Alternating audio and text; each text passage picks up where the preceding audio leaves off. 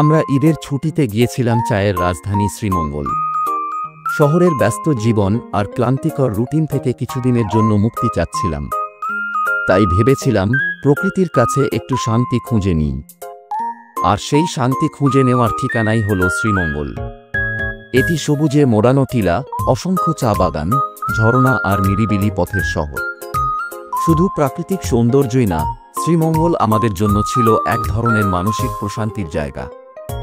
ভ্রমণ শুরুর মুহূর্ত থেকেই অনুভব করেছিলাম কিছু একটা আলাদা অপেক্ষা করছে।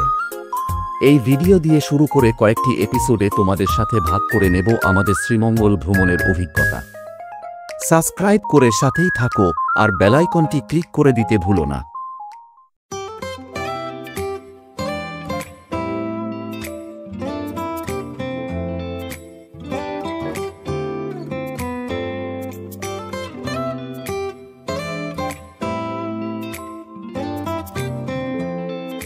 শ্রীমঙ্গল শহরে ঢোকার একটু আগেই ঢাকা শ্রীমঙ্গল রোডে স্বাগত জানায় চা আহরণের একটি বিশাল স্কাল্পচার।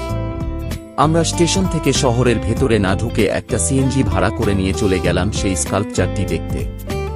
চারিদিকে সবুজ আর সবুজ, মাঝে মাঝে চা বাগানের দেখা মিলছে। কি যে অপূর্ব লাগছে!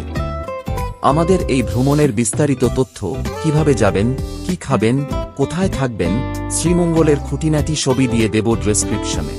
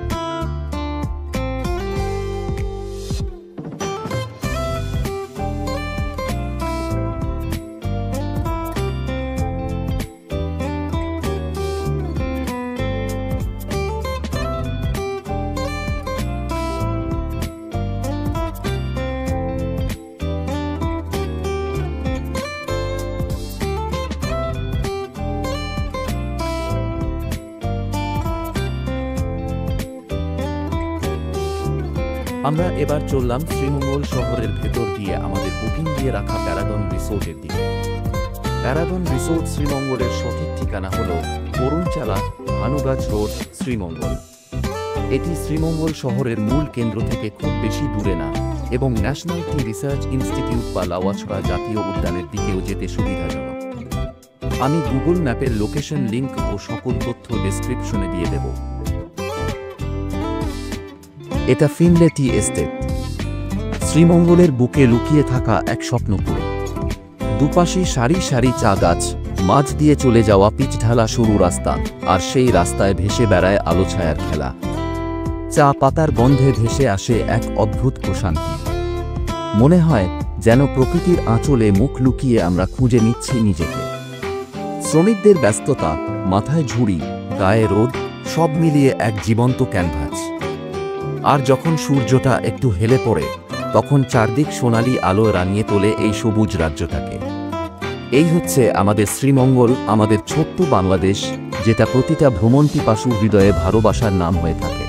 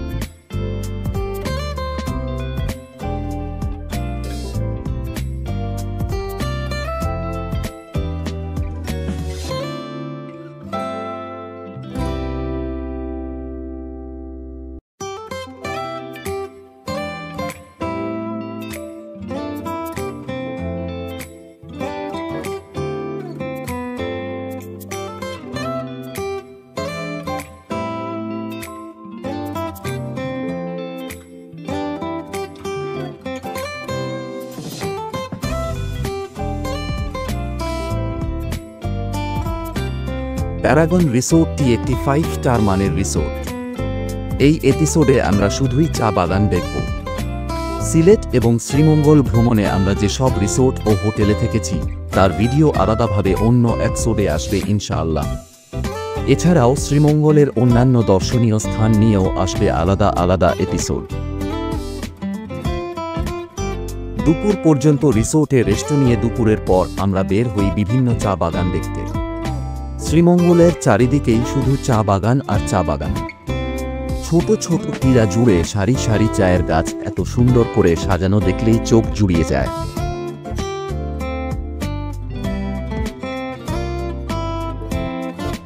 দর্শনীয় স্থানগুলির মধ্যে রয়েছে লাউয়াছড়া জাতীয় উদ্যান, মাধবপুর লেক, বাংলাদেশ চা গবেষণা ইনস্টিটিউট এবং এর নিজস্ব চা বাগান, ফিনলে চা বাগান, জেরিন চা বাগান ইত্যাদি।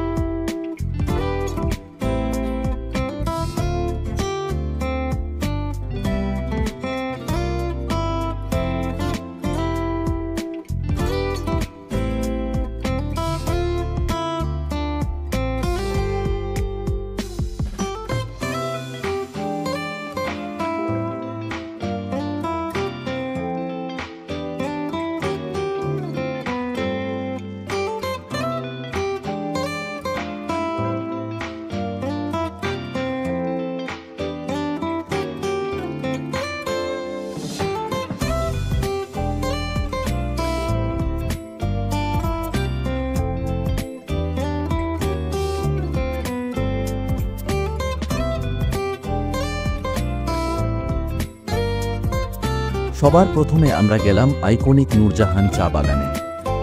নূরজাহান চা বাগান সবচেয়ে সুন্দর চা বাগানগুলির মধ্যে একটি হিসেবে বর্ণনা করা হয়। দর্শনার্থীরা প্রায়ই এর চিত্রপটকে ক্যালেন্ডারের ছবির মতো নিখুঁত চা গাছে আচ্ছাদিত। বাগানের সাথে তুলনা করেন, যেখানে ঢেউ খেলানো পাহাড়গুলি সবুজ চা গাছে আচ্ছাদিত। আমরা আমাদের ভিডিওর শুরুতে ক্যালেন্ডারের যে ছবিটি দেখিয়েছি সেটিও এই বাগানেরই।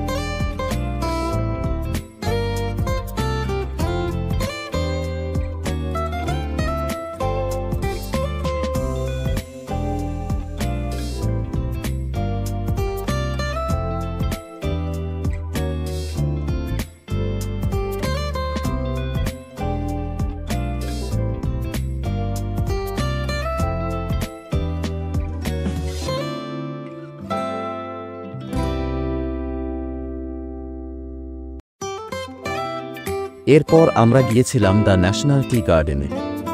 এটি বাংলাদেশের সবথেকে বড় এবং সরকারি চা বাগান। এই বাগানের মাঝ দিয়ে চলার সময় চোখে পড়বে সারি সারি চা বাগান আর তার মাঝ দিয়ে পিচ ঢালা রাস্তা।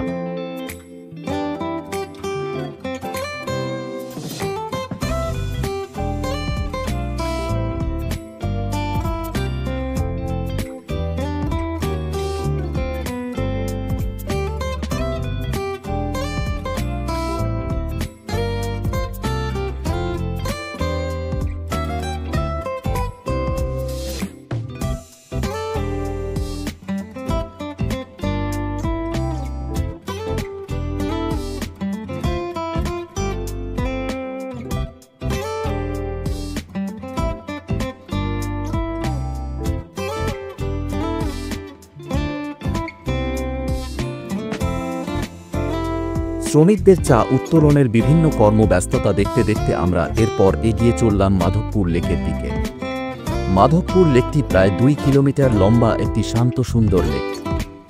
এর চারিপাশে চা বাগানে বেষ্টিত।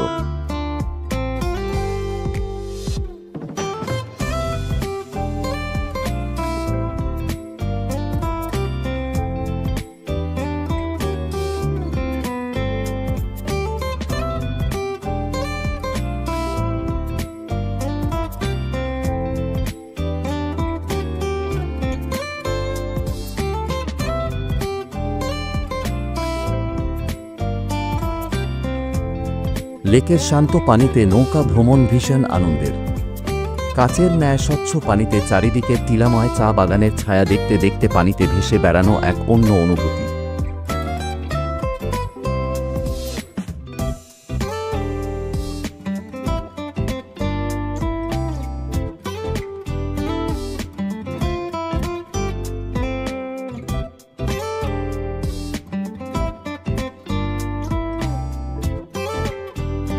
এভাবেই শেষ হলো আমাদের শ্রীমঙ্গল ভ্রমণের প্রথম episode. Paragon resort, Lawachara national park, Sylhet থেকে শ্রীমঙ্গল ট্রেন জার্নি এবং অন্যান্য দর্শনীয় স্থান নিয়ে আলাদা আলাদা এপিসোড থাকবে। চ্যানেলটি সাবস্ক্রাইব করতে ভুলবেন না আর বেল আইকনটি অবশ্যই বাজিয়ে দিবেন।